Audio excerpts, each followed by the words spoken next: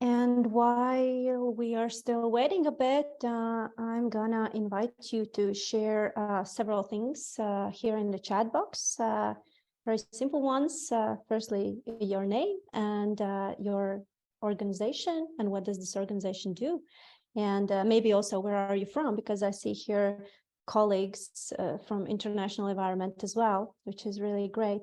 And what are you excited about around scaling? So basically, why did you decide to join this webinar here today?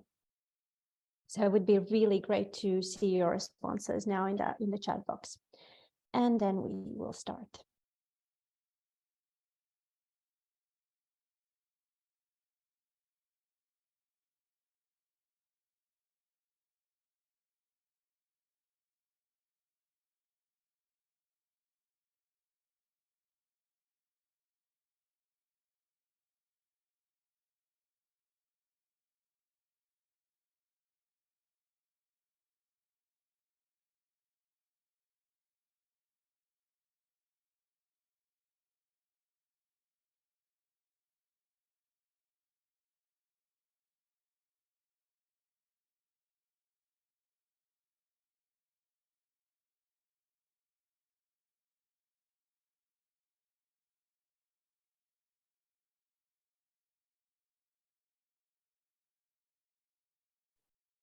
Well, hello, Mia from Åland Islands, from Finland. We have a common story with Mia, as I was lucky enough to be trained by Mia on using this youth group methodology approach back in 2010, which now feels a long time ago, but yet here we are with our own approach onto it. Yeah, we have Eleonora. Nice. Who else we have here?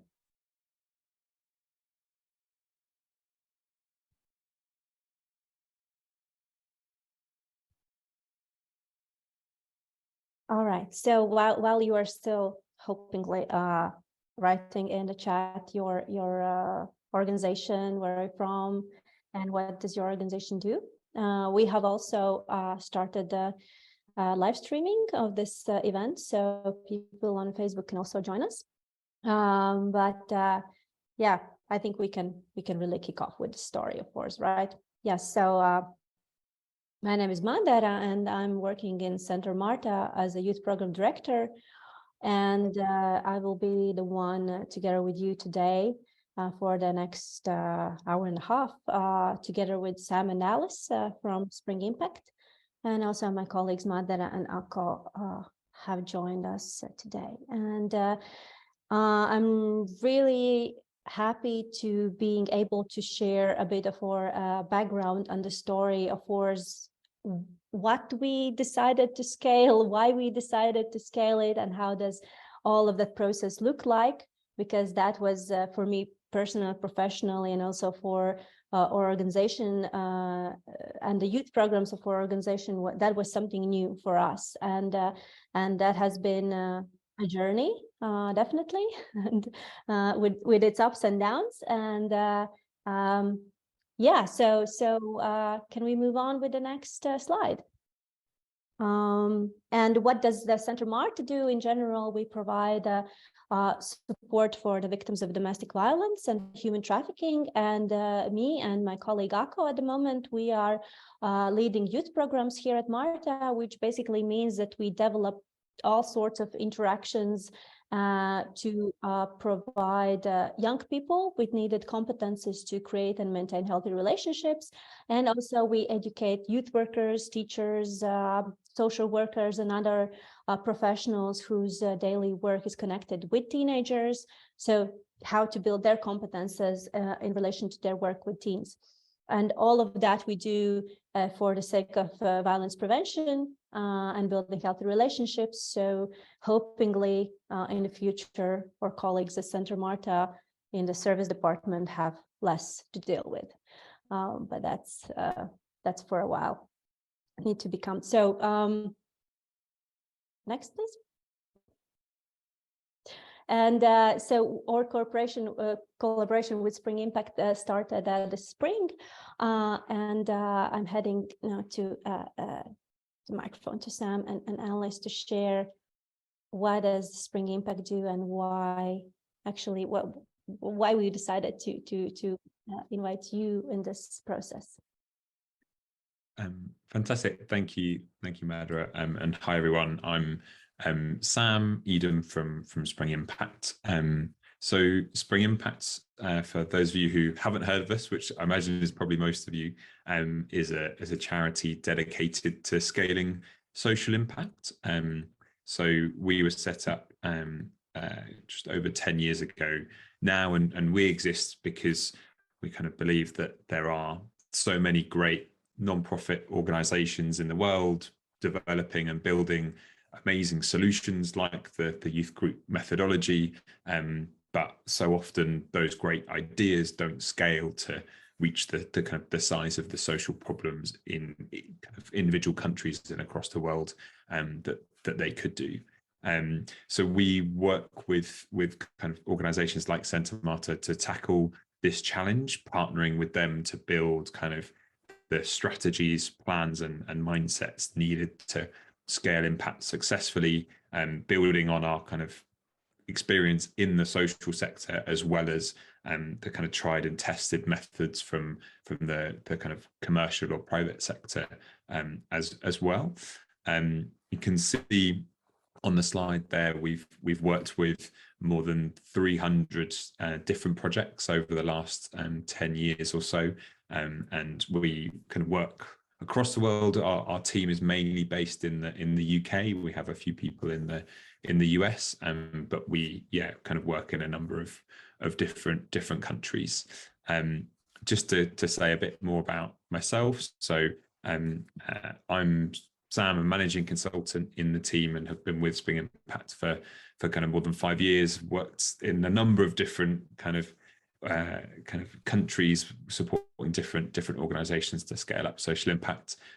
I'll be giving a little introduction to scale in a second, and then hand over to my colleague Alice. But Alice, I don't know if you want to just introduce yourself briefly now as well. Yeah, thank you, Sam. So I'm Alice, and I'm a consultant at Spring Impact.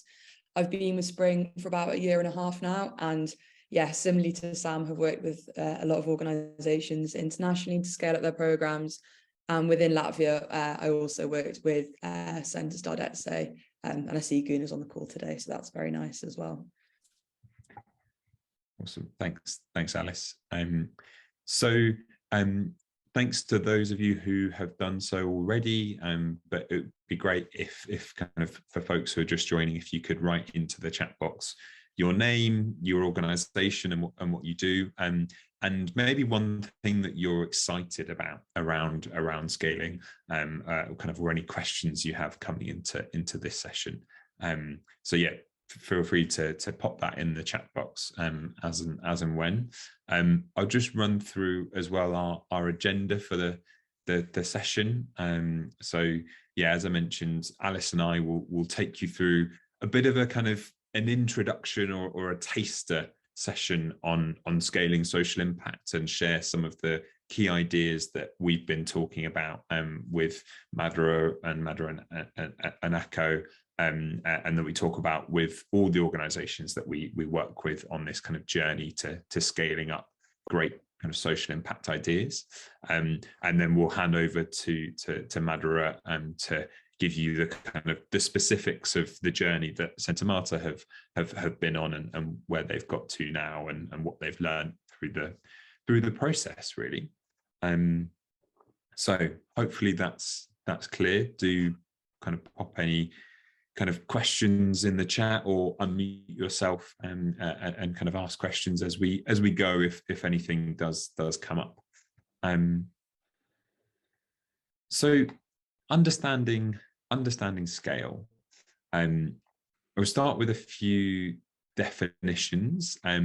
So people often use different terms when they talk about scaling a program or scaling an idea. People might talk about growth, scale, replication, and for us, all of those things kind of are trying to achieve the same goal. So we have this definition of trying to kind of expand the impact of a social innovation or program to better match the size of the problem it seeks to address.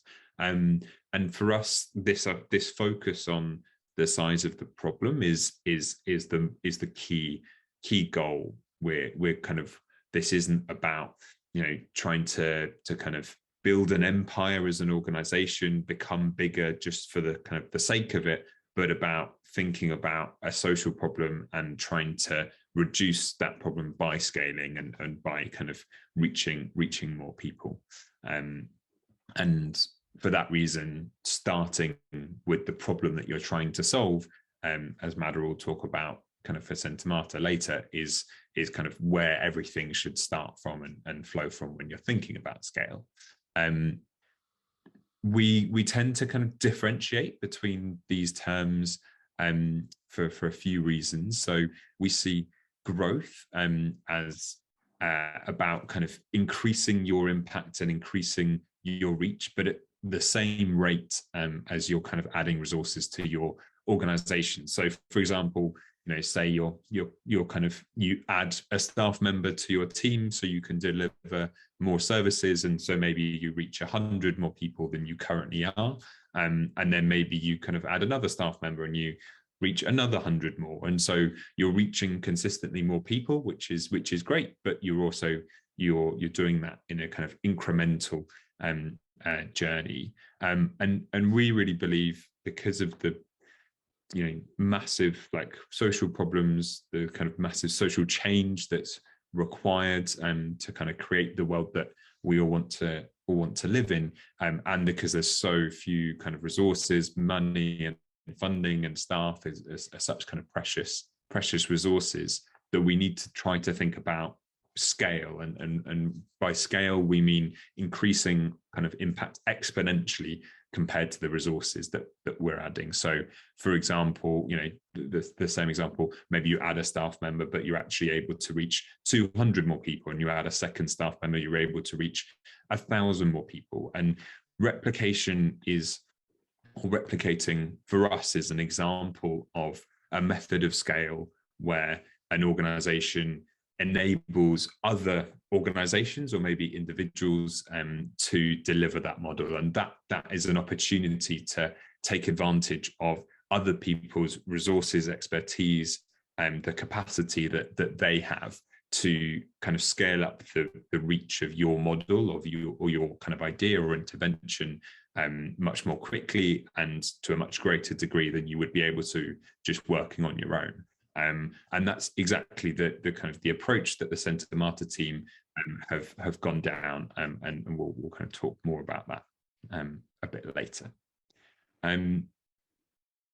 Another, for us, like really important part of kind of scaling impact is building a really ambitious and compelling scale strategy. So this, I'm sure, won't be kind of a surprise to everyone, but something that really clearly describes why you want to scale and what you want to achieve by scaling up your idea.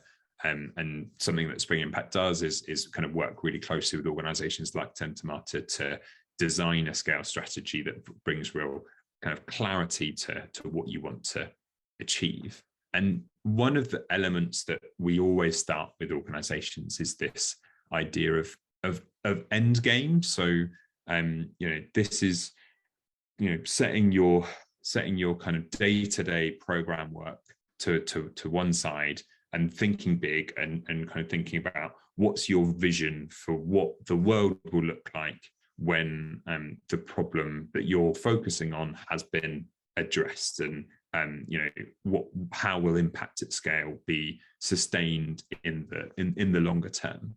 And I think that it is perhaps reasonable for me to say that this kind of aspirational thinking is hard to do because it can feel quite unrealistic. We're kind of often here talking about kind of something that might happen in 10, 20 years, maybe even more in the future. You know, for example, taking the Centre MARTA example where there has been a transformational shift in gender stereotypes or kind of approaches to gender and violence across Latvian society. Like, that would be a really big fundamental shift and isn't going to happen overnight. But we think it's really important to start with that aspirational goal, because the only way that anything has ever kind of changed and any kind of journey of social change has ever happened is through thinking big and thinking kind of long term and thinking drastic change. And we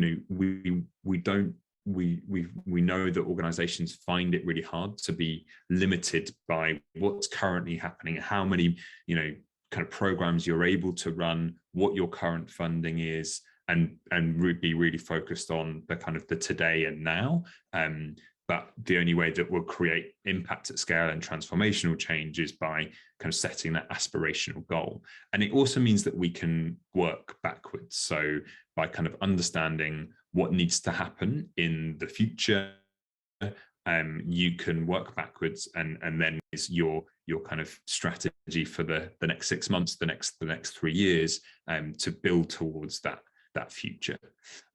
Just for example, like, if you think that the only way that you're going to achieve that aspirational goal is through change in government policy or government practice, then that might mean you need to start influencing government and start advocating and building a really clear evidence base to kind of persuade government that you kind of want to go on a particular journey.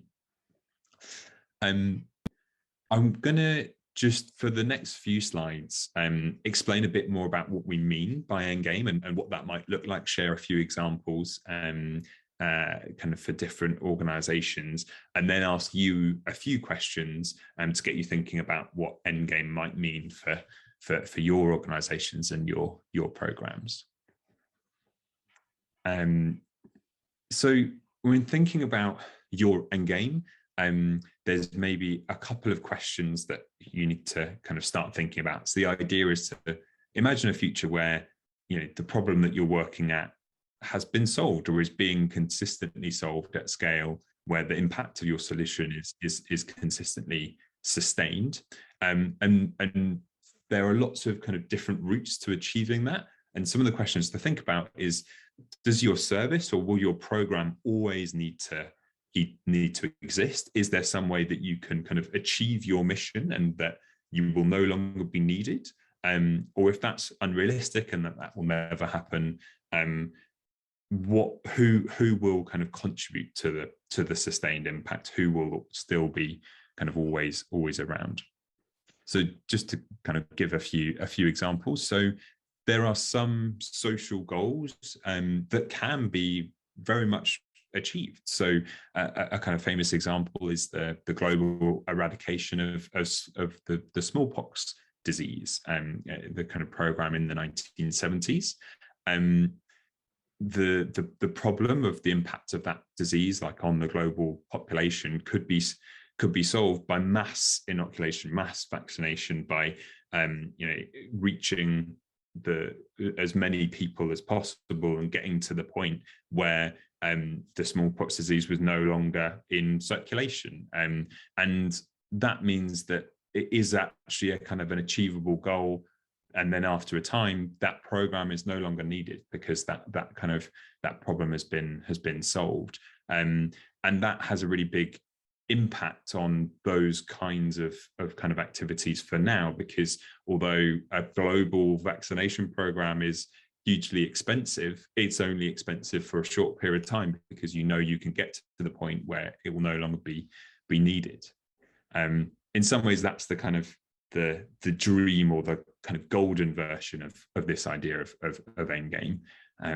Unfortunately, for a lot of the issues that kind of people work on, particularly organizations like Centre MARTA, it's unlikely that you'll be able to solve your problem and just shut up shop and go home and no one else will kind of have to do anything about it. And so if you think that there will always need to be some kind of service or intervention. There's a few different routes to go down here. So kind of one option is thinking about how could your solution or idea be open sourced and made kind of completely like available to so many people that the delivery of it completely outstrips your reach as an organization or kind of any like kind of close organization. The example that we often use is Alcoholics Anonymous. So they have a 12-step program to overcome alcoholism, and those programs, those groups are not run really closely by kind of one central organization. The central organization publishes what you have to do, the 12-step program, and people around the world set up their own groups. And whilst they haven't solved the kind of the global problem of alcoholism, they've made a massive kind of impact on the kind of prevalence and kind of impact of alcoholism for people around the world. Another route and kind of very common for people in the non-profit sector would be government adoption. And there's actually a focus for one of our partner organisations, Centre Youth. Alice, I don't know if you could tell us a bit about that. Yeah, thanks, Sam. So Centre Youth, who we were previously working with, their end game was government adoption. So we work with Centres Youth to scale one of their programs called the Jumba program, which is a program about preventing child sexual abuse and making sure that every child had a safe childhood with safe relationships in it. And that was done by teaching kindergarten and primary school age children about their safety and about how to kind of, navigate that. And the end game was that all children would be taught about safe and respectful relationships and would be able to put this into practice to protect themselves and others from harm. So this end game was hopefully, managed by government adoption. So that would be that the issue of violence against children would be seen as important by the government and embedded into the school and kindergarten curriculum. So teachers would be required to put this program into play in their schools. So by government adoption, Centres Youth was still delivering this program, but it was funded by the government, seen as important by the government, and therefore it was made sure that it was in all of the schools across Latvia. Thanks very much, Alice. And yeah, we know that often that's a route that kind of nonprofits will focus on as in terms of their end game. Another slightly different route is thinking about commercial adoption, and this is essentially how you might try to change a market to make it a profitable thing for private companies to come in and deliver something that you kind of see the need for, but that isn't currently kind of happening. So an example of this is microfinance institutions, which currently exist in lower income kind of parts of the world, providing kind of really small loans to support kind of people on low incomes who normally wouldn't be able to get a loan to start a small business, and to be able to do that. Now there are hundreds of private organizations that deliver that type of service and that provide a key kind of gap in the market and kind of overall system, but they only do that now because there were kind of nonprofits and foundations set up to kind of prove that this was possible, and to kind of start doing this on a charitable basis, but to demonstrate to private organizations that you could do this sustainably and still kind of make enough kind of surplus and profit to be a sustainable business. So it's a kind of an example of sustaining the impact of an idea, but through enabling a completely different sector, the commercial sector, to continue delivering it. And the final example, social sector kind of adoption, is perhaps the most obvious kind of route, is basically just scaling your organization or kind of scaling through other kind of nonprofits and NGOs to reach a kind of size of scale that meets the size of the problem. So not really changing a system or influencing others kind of so much. The RNLI is an example from the UK. So this is the National Lifeboat and Lifeguard charity in the UK, who are not funded by the government, but through donations, and have reached a kind of a size where they're able to provide essentially a kind of Coast Guard type service around the UK, and they are kind of sufficiently well funded and a big enough organization that they have kind of they are sustaining their impact at scale. Just a few notes on this idea of like implications. So as we said, the point of thinking about this idea of end game is to then think about how it should influence your kind of strategy and what you need to do now. So for example, if your proposed end game is kind of mission achievement, like the smallpox example, probably you're pushing for like really short-term gains and investing a lot, because you're kind of, you know, that if you do solve the problem, then longer term financial kind of situation won't be too much of a problem.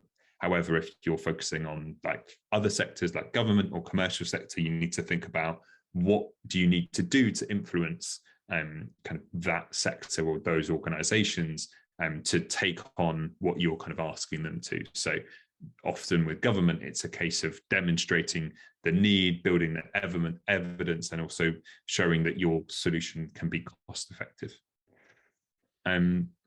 So I'll pause there for a second. We have an exercise we'd love everyone to just take a few minutes to think about. And I'll also invite any immediate questions.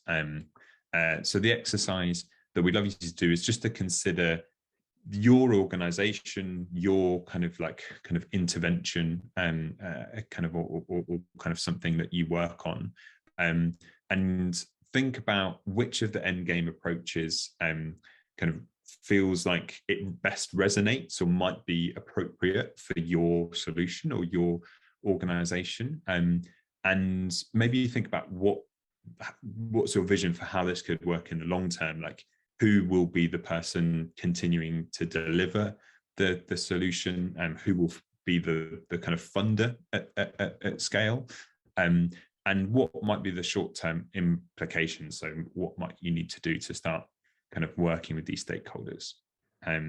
So we'll take about 5 minutes to let people have a think and write your answer in the chat box. But also, if anybody has any questions on the content that we've covered, do take yourself off mute, and yeah, can hopefully answer questions.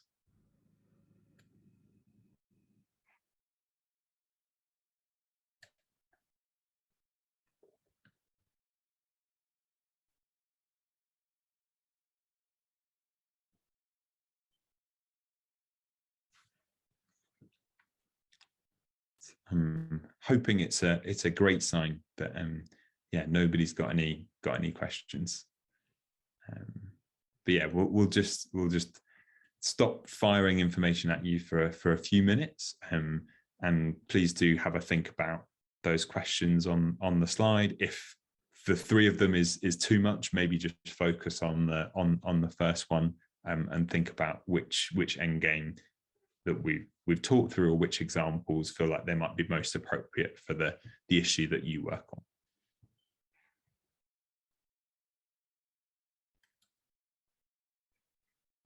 Maybe you can click back on the previous slide with these examples of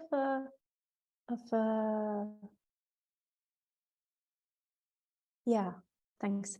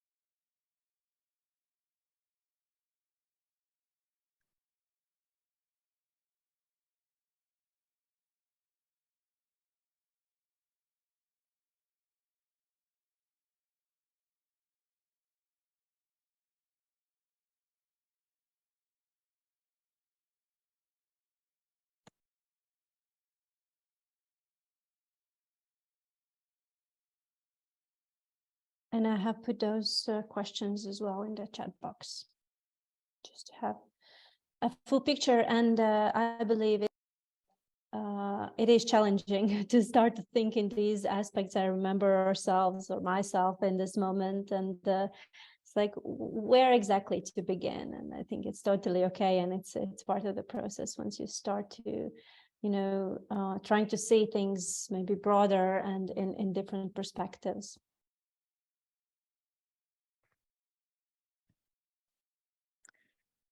Yeah, thank you, Madhura. Yeah, and recognize that this is a big question to think about, especially I know towards the end of the afternoon for many of you.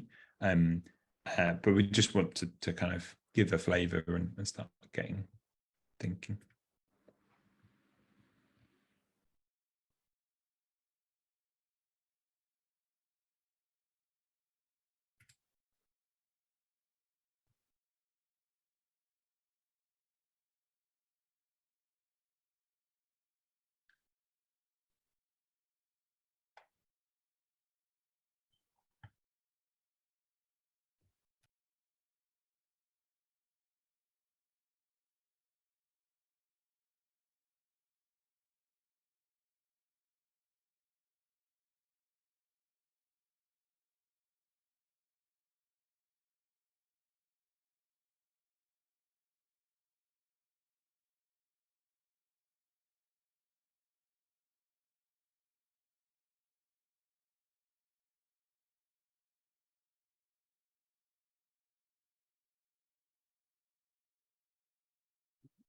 I was thinking while we are still waiting for some response, at least, maybe, well, the question I had was like, what are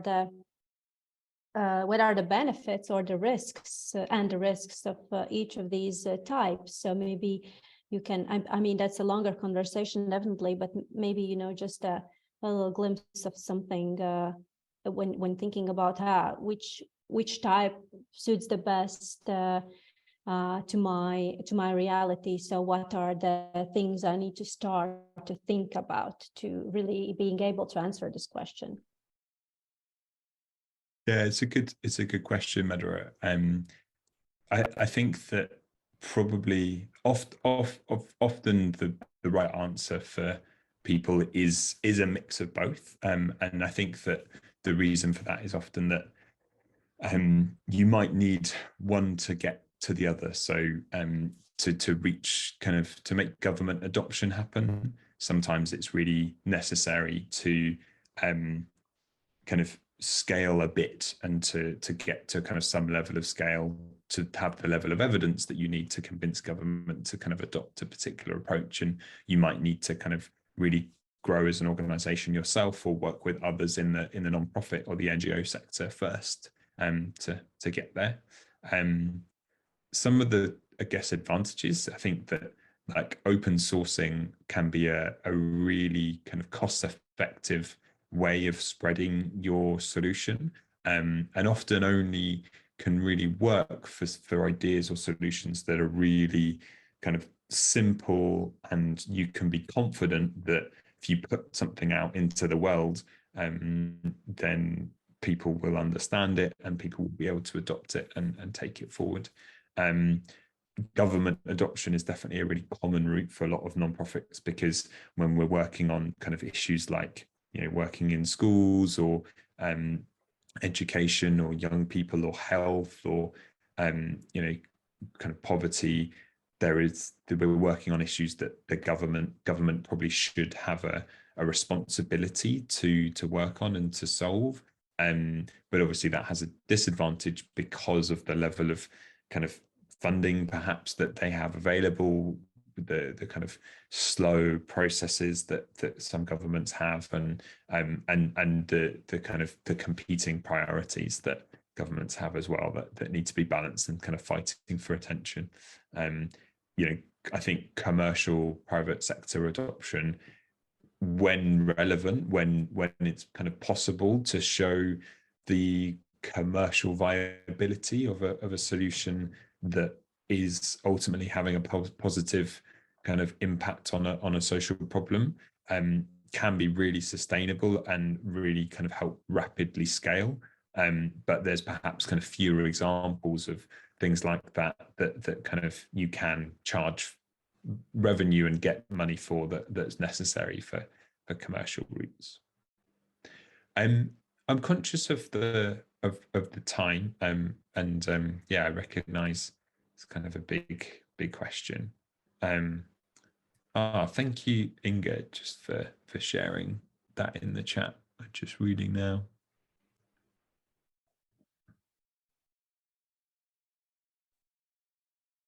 Would you mind reading it out loud? So I'm not sure if the chat is visible in the live, so the people can hear the question or the reflection.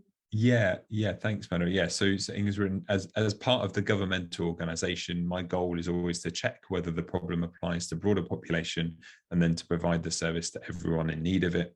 Usually during the starting years, it gets clearer the amount of people in need of that. Therefore, mostly the service providers are non-governmental municipal organisations, but the payer is the government. We also like to see the outcome of the service, the good outcome for the person, and then we can ask for more government funds for this aim. So I think, thank you for sharing that, Inga. That's really helpful perspective. And yeah, just kind of demonstrates that importance, as if you're one of those NGOs and you know that you kind of want to get kind of funding or kind of influence government policy, then being able to show those good outcomes for the person and that they're cost effective, as well as showing the kind of the need applies to that broader population, is just kind of so important. Thank you.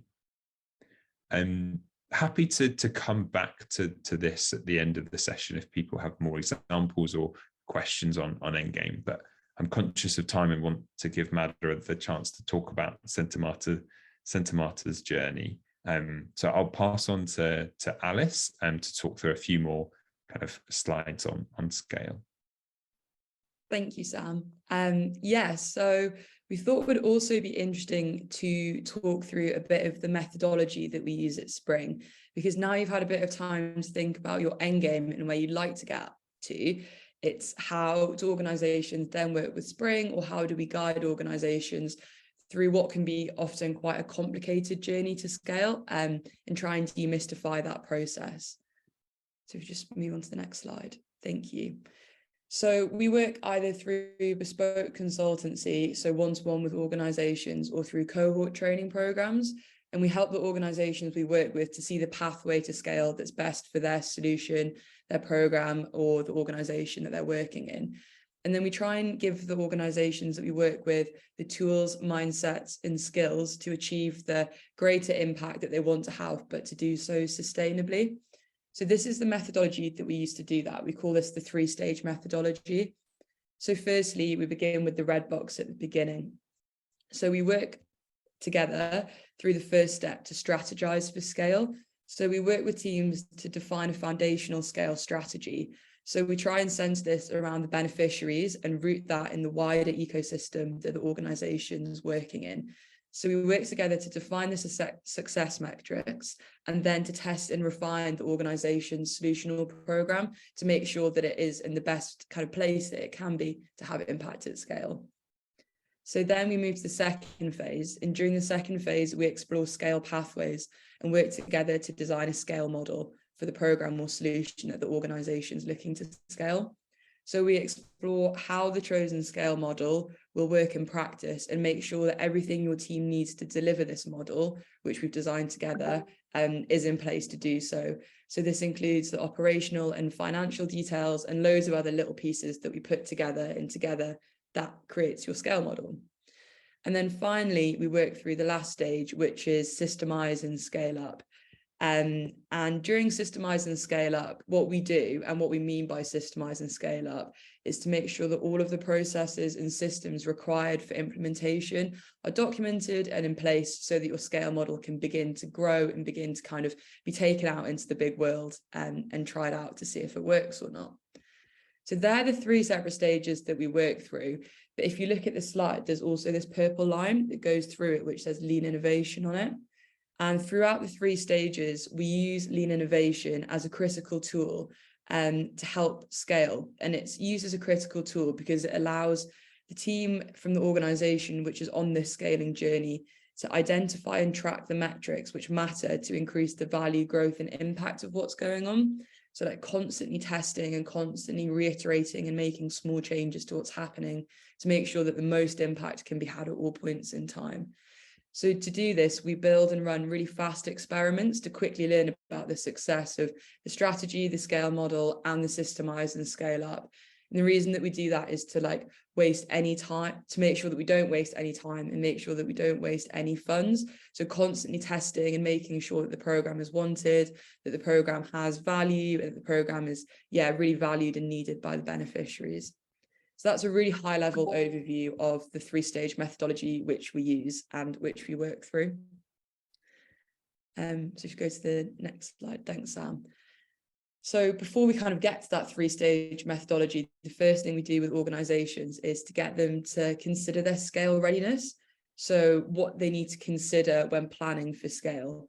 So this is done before embarking upon a scale journey. And this is the criteria that you really need to think about before you kind of put your plans in place to scale and replicate efficiently. And what we want to emphasize with this criteria is about understanding what the implications for scale are for your organization and for the program or the solution that you're looking to scale. And the criteria is all about identifying what your strengths are and what your weaknesses are. So it's not about saying like, yes, you should scale or no, you shouldn't scale. It's about having more of a kind of high level look at what's going on already and what bits maybe need to change and what bits are already good to go before you start on your scaling journey. So next slide, please. Thank you. So we split the scale readiness criteria into the 3 broad questions that you can see on this slide. And these are the 3 broad questions that you need to start considering. So the first one is a program's potential to scale. So is the program proven? Is the solution proven? Does it create impact? Does it work? Is it valued by those who it's designed for? And then also, is it scalable? So is the program simple? Is there demand for it? And then before considering whether it is ready to scale, another thing that you need to consider is, are there strong operations and leadership in place in the organization? So are there mechanisms and staff buy-in that support scale? Is that support already there before embarking upon your scale journey? So we take those 3 separate questions and we split them into the potential to scale and the readiness to scale as 2 separate things to look at. So again, as I already mentioned, it's about what you ultimately need to have in place to scale and replicate effectively, but not plan for scale. So it's that first step.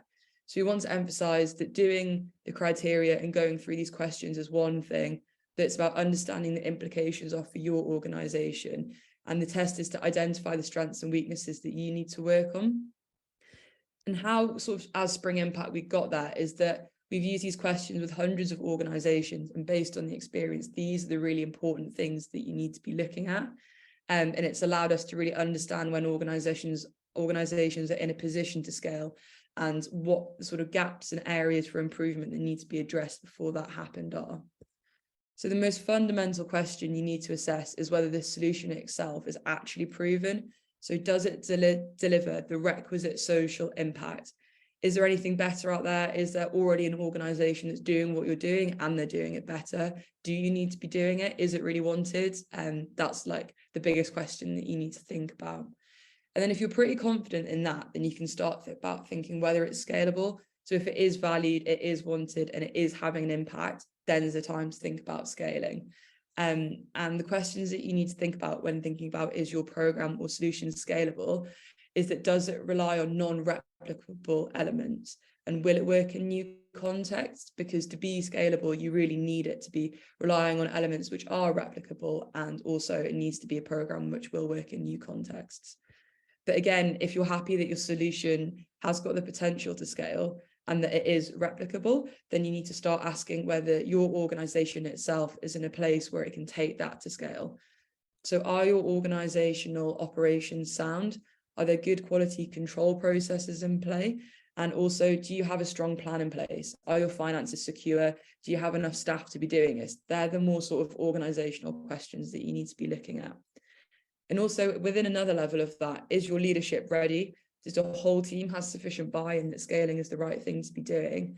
And is there one owner or a couple of people who can really guide this whole process? Because it is such a big undertaking, scaling organizations, programs and solutions. So all of your staff ready for this, and are your board also in favour of this journey that you're about to go on? So if you look at the slide again, you'll see that it's split into green and purple. So to a large extent, the parts in green that you see are questions that you can work on as you start to move towards scale. So these are things that you can start to, you can decide that you're going to start scale and then start to work towards those. However, the stuff in purple, we say that you really need to have this in place before beginning on your scale journey, because you have to have such a strong foundation before kind of looking to those parts in green. So that's, again, a really kind of quick overview of scale readiness and the things that we work through with organisations. And I just want to pause for any questions there, because I know, again, that felt like a lot of information to throw at you.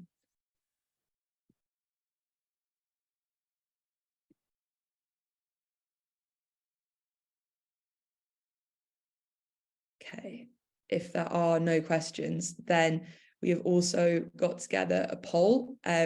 So we've created a poll with 3 questions for you to answer. So these questions are out of 10. So out of 10, how proven do you think your solution is? So that's the first box, the first green box on the slide here. The second question is, how scalable do you think your solution is? So that's the next green box. And the third green box is also out of 10. How strong do you think your operations and leaderships are in relation to scale and beginning that scale journey? So if you could just take a few kind of minutes to think about that and then put your answer in the poll. And once you finish with the poll, it would also be really interesting if you could just put in the chat, what is the one biggest thing that you need to do to improve your score? So what's the one biggest kind of takeaway you've got from the information that we've given you and the quick thinking that you've done about the one biggest thing that you think you need to improve before beginning your scale journey? So maybe if we do another 5 minutes for that, or we could do even quicker, we could do it in 4 minutes. So 2:54.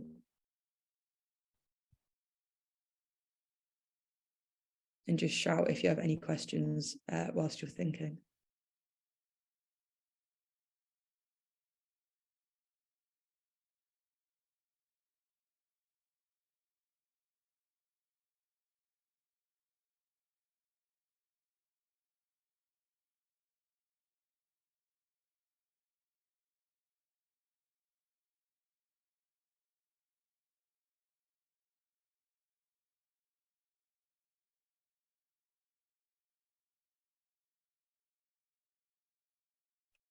I wonder, Madra or Akko, I wonder if you might share with us what you think the kind of the one biggest thing that you still need to do to get more ready for scale.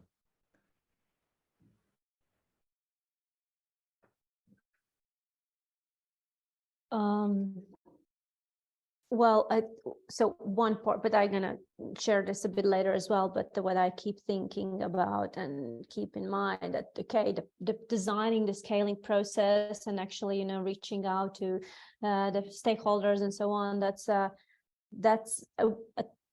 smaller part of the whole bite, of the scaling process, because you design a great program and it meets the needs and people are responding, but then the implementation process will start, and that's the moment when you can really see, this is for real, that we are moving towards our goal, what we set in the beginning. This is what is still in a process and will be in a process for a while, for sure. And I think also some errors will happen in the way. And once we will get, the first municipalities joining us, we will see how it really goes, in practice, and what still needs to be changed and developed and implemented, and what is maybe what is not working, how we imagined it should work.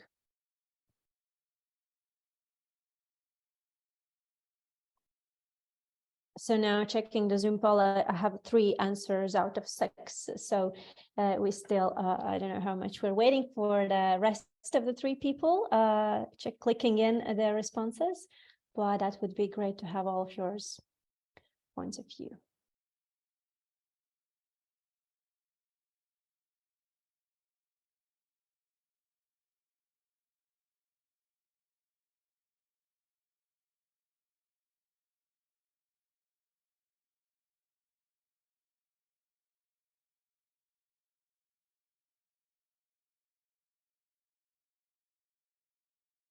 Yeah, I've just got 1 minute left. So if you have answered the questions as well, if you'd like to put in the chat the one kind of thing that you've thought about which you may need to improve your score. So the one biggest takeaway from this activity would be great if you're happy to share that in the chat.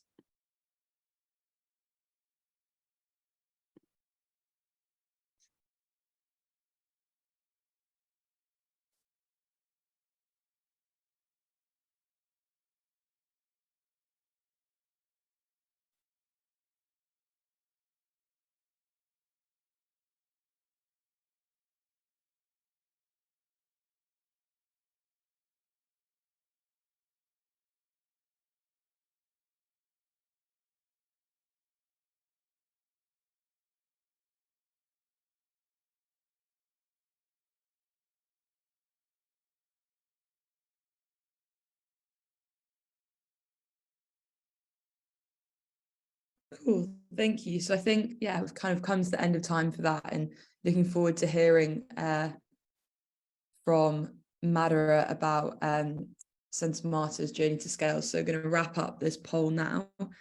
If we could share the results, that would be great. It's not visible? Yeah, I can see it now. Sorry, that was just not visible on my screen. Cool. So yeah, that's really interesting. It seems like people are feeling mixed results about how proven the results are, about how proven their programs are, but there's more confidence on how scalable they think their solutions are, and people have also more confidence in how sound the operations are before beginning scale. So yeah, that's really interesting, and I hope it sparks some thoughts as well about where you maybe need to think a little bit more and where's looking pretty good. Cool. So yeah, thank you. If you go on to the next slide, Sam, that would be great. So yeah, I hope that you found that interesting, and we're now going to pass over to Madhura and Akko to present how they found their journey working with Spring and scaling the youth group methodology. And if you have any more questions for Sam or I, you can put them in the chat or ask them at the end. Thank you. Yeah, so maybe a bit more about what the youth group methodology is and why we developed this approach in general. So it all started in 2010 when we had a chance to go through the training led by All in Island Peace Institute on the youth group methodology, which was developed there in Finland. So so basically what the methodology does is it's based on non-formal education.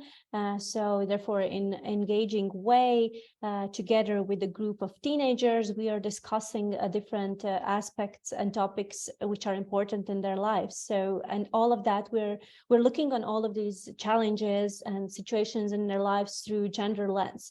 So through all sorts of activities, we are trying to untangle these harmful gender norms and stereotypes, because it's proven that, you know, violence is driven by having those unconscious bias or conscious bias and acting upon them. And with this understanding on how, you know, the gender role should be or should not be in a specific society, people are making their decisions and therefore having certain behaviors. And what we saw here in Latvia, that it's so having these traditional harmful gender norms and stereotypes are really adding to the existing level or intensity of violence, also among teens and obviously among adults. So with this youth group methodology, we have found a way how to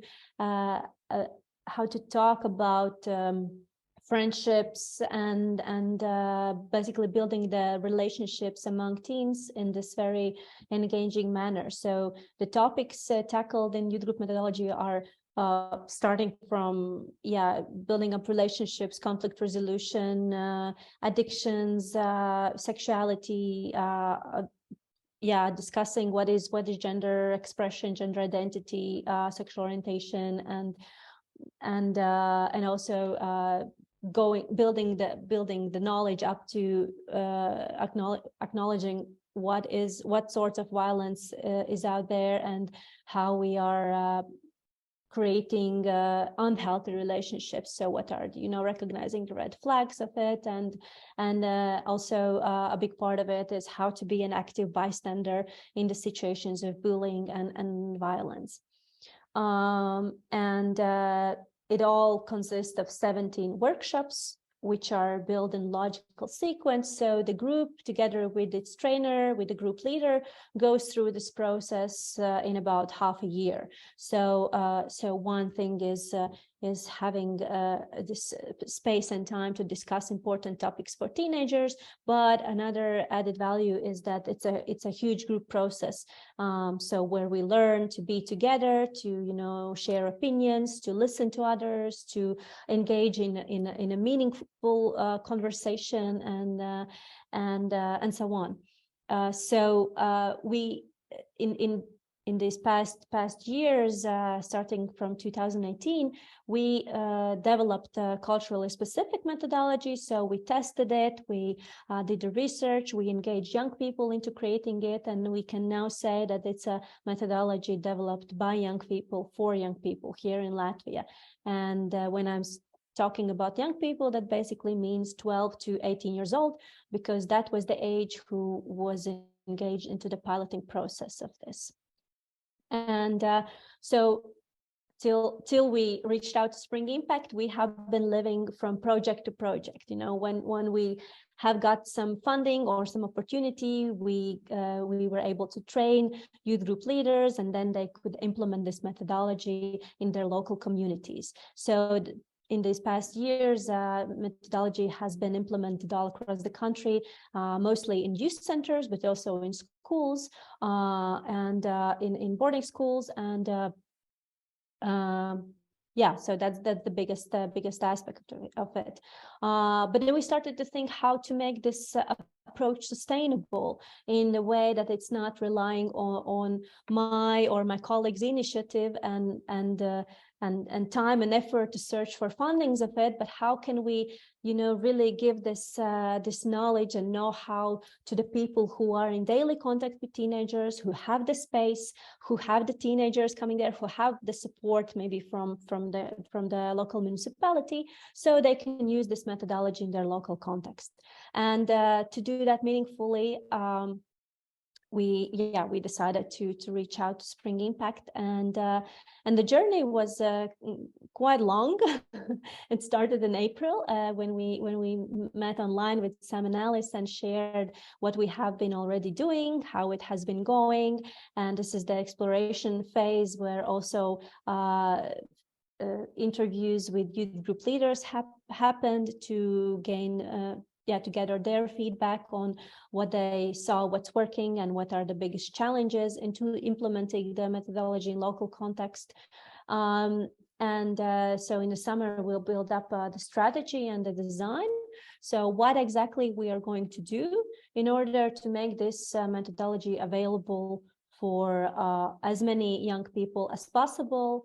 And another important aspect to how to train these youth group leaders who are teachers, psychologists, youth workers, and any other specialist or person who is working with adolescents. And in autumn, we had an opportunity to also meet in person.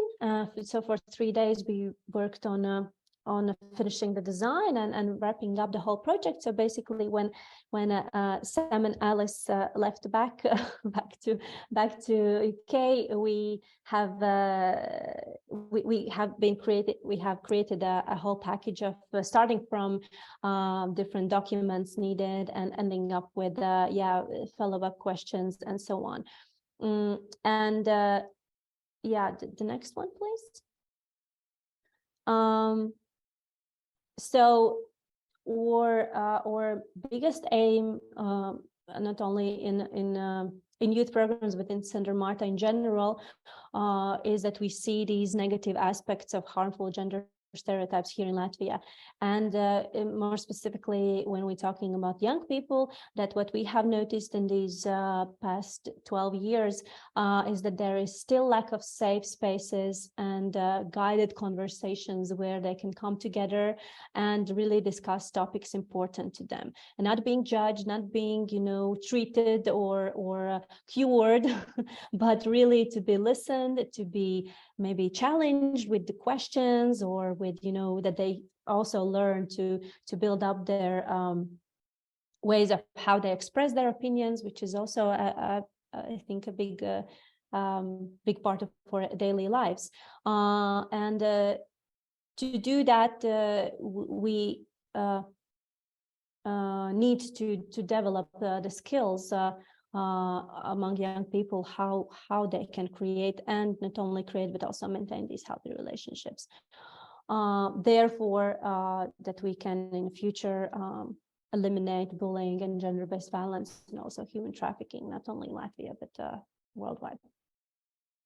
And so what we are looking forward to, or vision for change, was that what we decided to do and are continuously doing is that to create this fundamental shift into attitudes and expectations across Latvian society, so that healthy relationships become a norm, not an exception, which happens just for the lucky ones, but it's something what is, experienced by every person. That people and young people are getting more aware about harmful gender stereotypes, so being able to reject them, to challenge them, and to act in a gender inclusive way. And that overall we still are facing this huge challenge, or the statistics shows that violence is still highly tolerated here in Latvia, and also domestic violence is in a lot of cases is perceived as, the family matter, but that our vision for change to happen is that violence is not tolerated in any setting, in any circumstances, and we are acting in an informed way towards it. And overall, that the young people are building up the skills and confidence to challenge what is not okay, and to build their opinions and knowledge into communicating these. And obviously, the policy and legislation needs to reflect the social shift. And so therefore, by scaling the youth group methodology, we are ensuring that many more young people across Latvia can have access to these safe spaces, and to have access to these guided conversations, therefore building the knowledge, skills, and attitudes to tackle the issues of gender-based violence and harmful gender stereotypes and norms. And that this is part to their day-to-day life, that this is not an exception, that they can, have an access to this safe space, but this is something what they must have.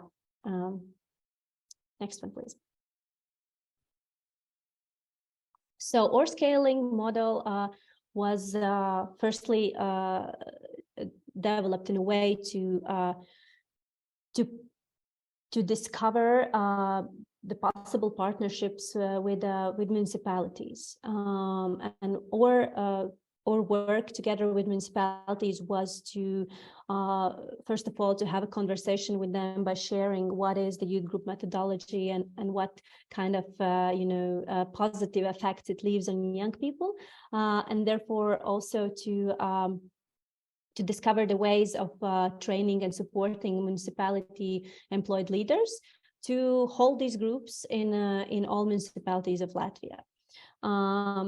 And another partnership model, what we discussed and discovered in depth, was to partner up with other NGOs across the country who are already working with young people on different topics, and so therefore having as well the access to young people and to the needed aspects to hold these youth groups. Next one. So now in this particular moment, we have been sent out this proposal to municipalities of Latvia and have received their answers of how they can see, including this OR approach into their next year's budget and vision of how the youth department is developing. And our vision, therefore, is that by 2027, the youth group methodology is running in 30 municipalities, and those who joined this year are still working with us. And therefore, over 100 leaders are joining the annual conference, which is again part of our scaling process and vision, that we are not only training people to use this methodology, but that we also provide constant support and building their competences in these topics over time. Conclude our vision is that 400 youth groups are happening here in Latvia. Now, reading it loud again, I kind of feel that it's ambitious, but it's pretty realistic, and we are really looking forward to kick it out. Yeah. And when we started the scaling process, there were several things which didn't come to my mind, obviously, because this is the first time I have been doing this the scaling in the professional work. And some of the takeaways I would like to share with you, what we learned throughout the collaboration with Spring Impact, is that firstly, it will take time, and it will take a lot of energy and a lot of effort if you want to do it meaningfully. So it's not, once per month online meeting with Sam and Alice, but it's constant work outside of that as well. And we really needed to prioritize, because obviously other work is not stopping, right, when you start this journey. But so in those moments, you need to really see that in a long term, it will bring you the results. And I wouldn't be able to do that alone, or none of us. So you really need to think about your partner in this process, your thought partner, the person who shares the same values, and see why it makes sense and why it needs to be done.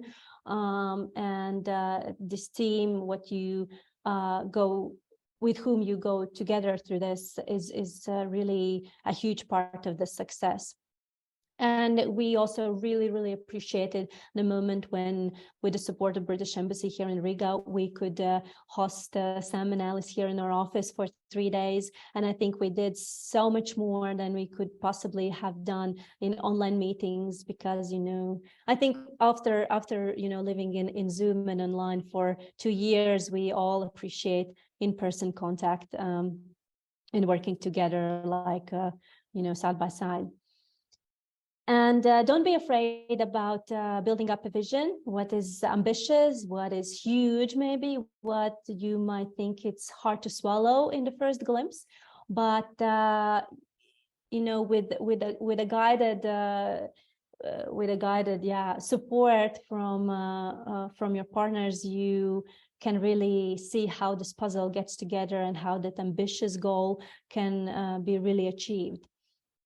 And I remember the moment when we first discussed, the possibility of partnering with municipalities, and I was imagining what they might say or how they could perceive this whole process. And I remember Sam saying well, you could just call them and ask. I was like, no, it's not possible. It's like, yeah, why not? Just test it out and see what they respond, because they know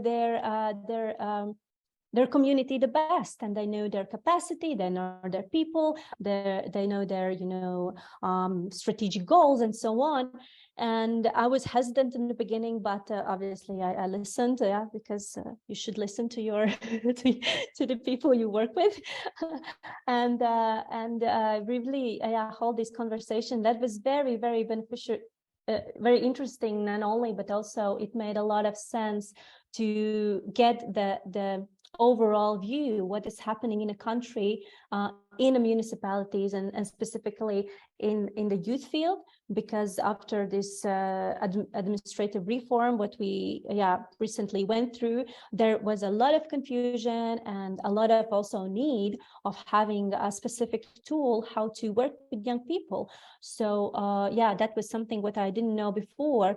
So not only by sharing what our view is and what our plans are, it was also really great to hear what's happening on the other side.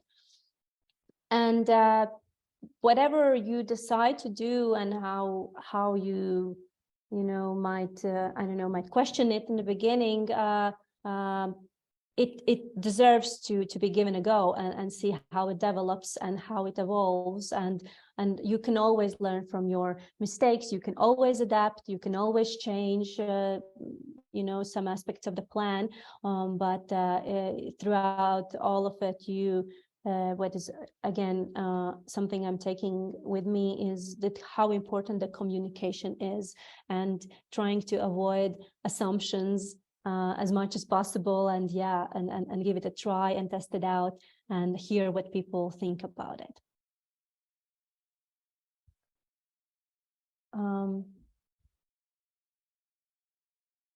What's next? Next, questions and answers. We have something in the chat. People have been reflecting and living. And any questions to me, Sam, Alice, about this process? Anything what you heard so far?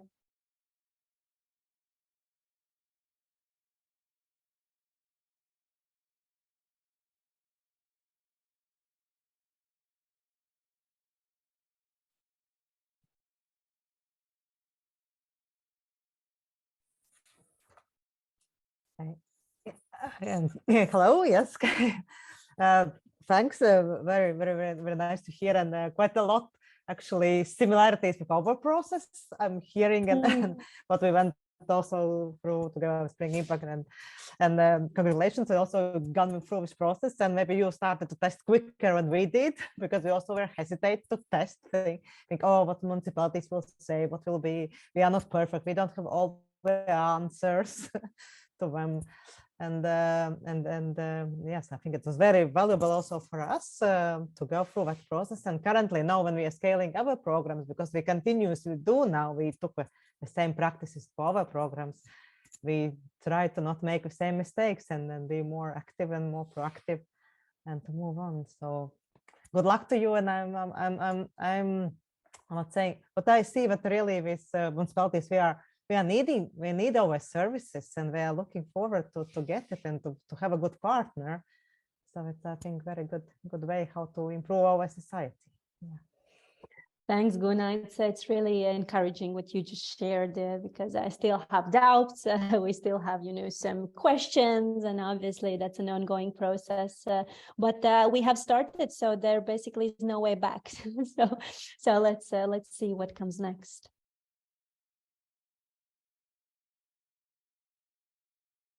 Maybe other, feedbacks, reflections, comments, questions.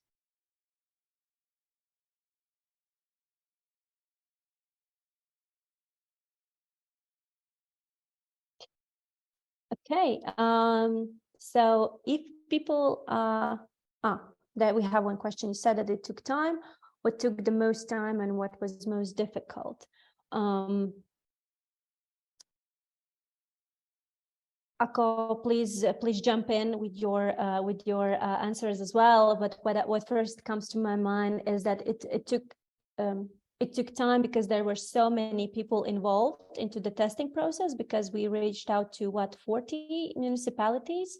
So, preparing the email, sending it out, receiving an answer, setting up the call, having those calls. So I think for a month, we were basically living in Zoom calls with all municipalities. So that took pretty much of time, and also to how to kind of put together everything what we have heard, and really maybe untangle some aspects of it and see how we can proceed further with that. And I think the most difficult is yet to come, when we will really get the first contract with municipalities and start to really implement this approach in a real setting, and then, you know, see where the errors are, how we can fix them. I believe that there will be other things what we didn't thought about, you know, once really the people will go through the training, will start to implement the methodology in their local settings. And then I think it will be also a completely new picture when we will feel how much of a support people actually need from our side, because now we are, you know, roughly estimating the hours or, you know, the engagement, but, you know, what if something, yeah. So that will be, I think, in a process as well. And also, I think the difficult was also all of the, to be really honest, you know, the design and the strategy and everything, you know, answering to these tough questions asked by Sam and Alice. It was also a challenging moment, and, you know, really stay on the track and focus and believe in what you are doing that really makes sense. So thank you, Mia, for your feedback.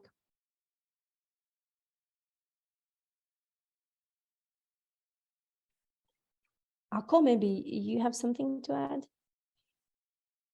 No. Okay. There were a lot of things that were hard, but they were rewarding as well. So nice journey, and we are in the middle of it. Yeah, that's true. I wonder then if there aren't any other questions. There was just one more slide just to kind of to share from us. Alice, do you want to talk through this? Yeah, so we just thought if you have been excited by anything that you've heard, or it's made you think that you would like to start your scaling journey, we have an online toolkit. So it's an open source toolkit of our methodology that you can download, you can work through it, you can look at it. There are different examples in there. So that's just if you want to find out more about the things that we've spoken through today. We've also got some really good case studies on our website, including Sense.etse as well, which we spoke about earlier. And then you can also sign up to our mailing list. And as we also previously mentioned, we work through cohorts. So if you think one-on-one kind of bespoke consultancy isn't for you, then you can look at our cohort programs. Yeah, and just to stay in touch. And if you have any more questions, you can reach out to Sam and I as well. And our email addresses are also on that website. So just, yeah, to round it up, if you basically have any more questions or want to find out more, then our website is the way to go. And I think that was everything from our side. Yeah. Yeah, just another thank you to MARTA and Echo and the team at Centre MARTA. It's been really great working with them. It sounds like, yeah, they've learned a lot through the process. We've learned a lot through working with them, and yeah, thanks everyone for joining today as well. Do get in touch if you have more questions. Don't know if MARTA, if you have anything to add. Thank you for this time and for this 1.5 hours, and thank you for joining in and sharing. And yeah, good luck to all of us with whatever we're up to next. So thanks. Have a great evening. Thank you. Bye. Thank you.